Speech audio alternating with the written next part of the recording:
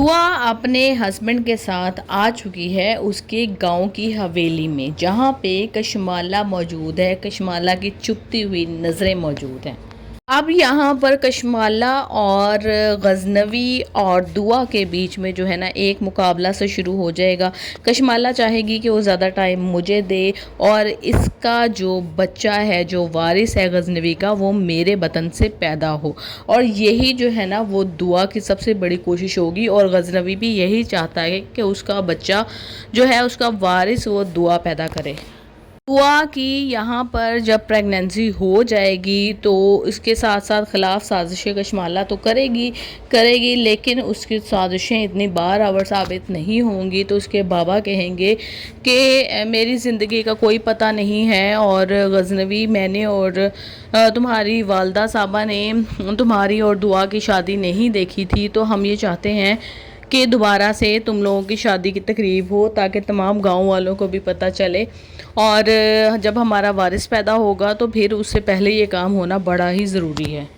تو جی، دعا اور غزنوی کی بڑی ہی دھوم دھام سے یہاں پہ شادی کروائی جائے گی۔ شادی کے بعد جو ہے دعا رہ رہی ہوگی وہاں پہ، لیکن کشمالہ ایسی سازش کرے گی کہ دعا کا بچہ ختم ہو جائے گا، کیونکہ کشمالہ یہ بالکل بھی نہیں چاہتی ہے کہ میرے بیٹے کی جگہ کوئی دوسرا انسان جو ہے نا وہ ان دونوں بھائیوں کی جائیداد کا وارث بنے۔ پھر غزنوی کے بابا کی ہو جائے گی ڈیتھ۔ غزنوی پے در پے صدموں سے جب گزرے گا، پھر وہ کشمالہ کے کئی روپ اس کے سامنے جب آئیں گے، وہ تو پہلے بھی اس کے کئی دفعہ سامنے آ چکے ہیں، تو وہ یہ ڈیسائیڈ کرے گا کہ نہیں، مجھے اس حویلی میں نہیں رہنا چاہیے۔ حالانکہ اب سارا انتظام اسی نے سنبھالنا ہے حویلی کا، اپنے بابا کی ڈیتھ کے بعد، ظاہر ہے وہی کرتا دھرتا ہے۔ وہ کہتا ہے کہ میں دعا کو شفٹ کر دیتا ہوں دوسری حویلی میں، کیونکہ دونوں بیویاں ایک ساتھ رہیں گی تو یہی چکر چلتا رہے گا۔ یہ کہے گی کہ میں ماں بنوں، اور یہ کہے گی کہ میں ماں بنوں،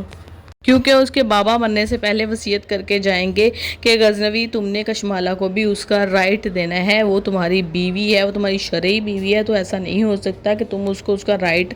نہ دو۔ تو ظاہر ہے اس کے فزیکل ریلیشنز جو ہے نا وہ اب کشمالہ کے ساتھ بھی بن چکے ہیں، جو کہ دعا کو بالکل بھی ایکسیپٹیبل نہیں ہے۔ خیر، دعا پھر سے شفٹ ہو جائے گی اپنے شہر والے گھر میں، اور وہاں پر پھر دوبارہ سے جب اس کی پریگننسی ہوگی اور اس کا بیبی ہوگا، تو پھر یہ دونوں ہنسی خوشی رہنا شروع ہو جائیں گے۔ اور دوسری سائڈ پہ ہے جی فضا کی کہانی۔ فضا کی جو نند ہے سنبل، اس نے اپنی مرضی کی شادی کر لی ہے، حالانکہ فضا کی ساس بہت زیادہ بھاشن دیتی تھی اس بات پر کہ نہیں جی، ہماری بیٹیاں تو ایسی نہیں ہے، تو ویسی نہیں ہے، تو فلانا تو ڈھیم کا۔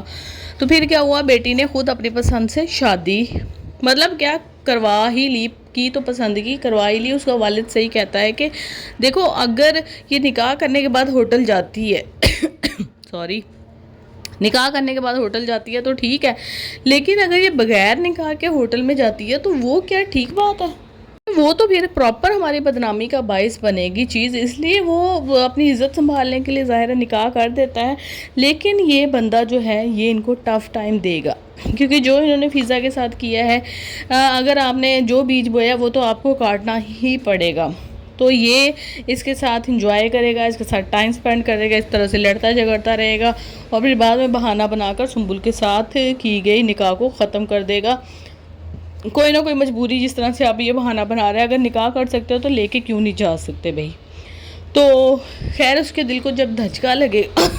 فراز کے دل کو خوب دھچکا لگے گا کہ ہاں جی، یہ میری بہن کے ساتھ میرے گناہوں کی سزا ملی ہے اس کو، کیونکہ میں نے پہلے دعا کے ساتھ برا کیا، پھر اس کی بہن کے ساتھ برا کیا، پھر وہ فضا سے معافی مانگے گا، پھر وہ اپنی بہن کے شوہر سے بھی معافی مانگے گا، اور ساری سچویشن کو ٹھیک کرنے کی کوشش کرے گا۔ خیر، فضا بھی اس کے بعد ہنسی خوشی اپنے گھر رہنا شروع ہو جائے گی۔